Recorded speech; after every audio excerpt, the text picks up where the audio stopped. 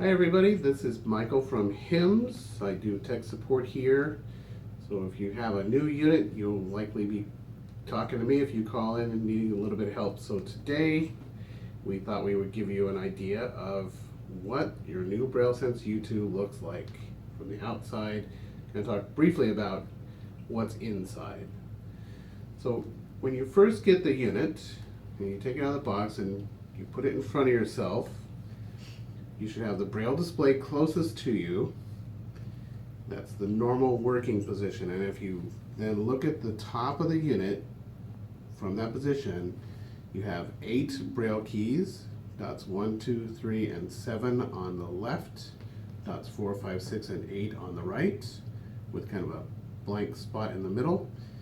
A little bit below those keys then is a horizontal bar that is the space bar.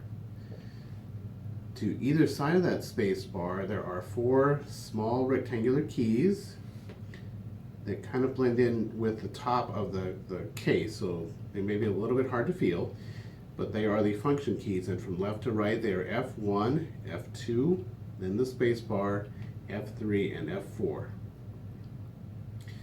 If we go back to our Braille keys and go up to the top of the unit, there's about a 3-inch rectangular plastic feeling piece. That is where the LCD display sits. The top left corner and the top right corner of the plastic case, you can feel where the stereo speakers are located. If we then come towards that Braille display we were talking about before, we have the 32 cell Braille display. Above each Braille cell is a little oval. That is the cursor router for that cell. And on each end, we have the scroll keys for the Braille display. So we have 2 on the left, 2 on the right. If we then come over the right-hand side of the Braille Sense, we have 3 things on that right-hand side. In the very back is the key lock switch. You want that pushed away from you to unlock the keys. It has 3 positions. If I move it to the middle, it locks the top panel, so none of the Braille keys would work. The scroll buttons wouldn't work. If I move it all the way towards me, all of the keys stop working, so you can't turn it on or off even. And then there's some media buttons, which we'll be showing you in just a moment, which also would not work. The next thing from the lock switch towards you is a little round hole. That is the AC adapter connector. In front of that, closest to you, is the USB mini port. That port is used when you want to plug into a computer so that you can share your drive or synchronize your appointments and contacts with Outlook.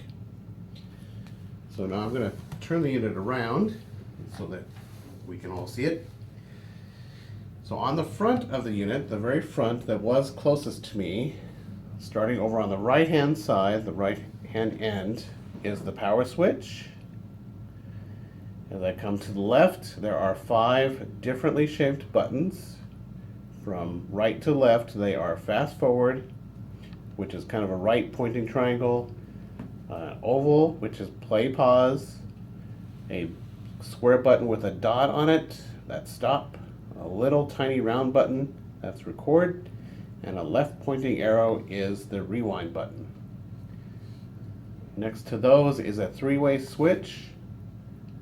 That is the media mode selector switch. That tells those keys what program they're going to use, and there's 3 programs that it might use. That's the FM radio, the Daisy player, or the media player. If we go a little bit more to the left, we have the earphone jack and then the external microphone plug. And the last thing on the front, which isn't actually a switch or anything, but you might feel something there, is 3 letters that say GPS, and that's where the GPS for this unit live. If I'm turning the Braille Sense again, and now what is on the left side of the unit are 2 USB ports in the front and then an SD card slot. And if I turn it again, so now it is once again facing me, So I'm reaching over the unit to the back of the unit. And on the left-hand side is a little round circle with a button in the middle of it. That's the reset button. If I then come a little bit more to the right, I find a kind of a square-shaped port that is the Ethernet plug. If I go a little bit further, I have another USB port. So this unit has 3 USB ports total. And if I go a little bit further, there's a VGA connector for video output, so I can connect this with a monitor.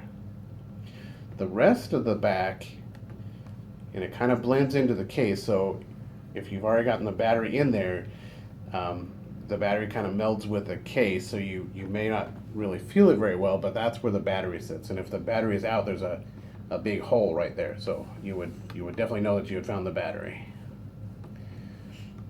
Inside the unit, where you can't really see anything, of course, is the fact that we have 32 gigabytes of built-in storage.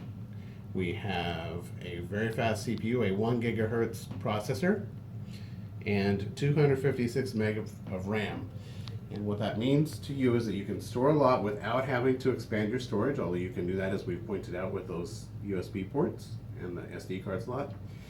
But what that also means with the 256 megabytes of RAM is that we can do things such as play YouTube videos, like we could play this one once it's up on YouTube.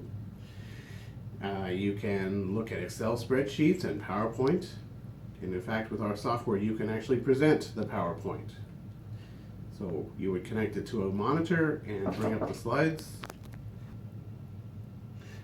So what you would do in the case of PowerPoint is you would connect it to a monitor, and then through the word processor you would open those PowerPoint presentation, and the people in the room with you would be able to actually see those slides on the screen, including the pictures. So that is a basic overview, a really quick overview of the outside and a little bit of talking about the inside of the BrailleSense U2.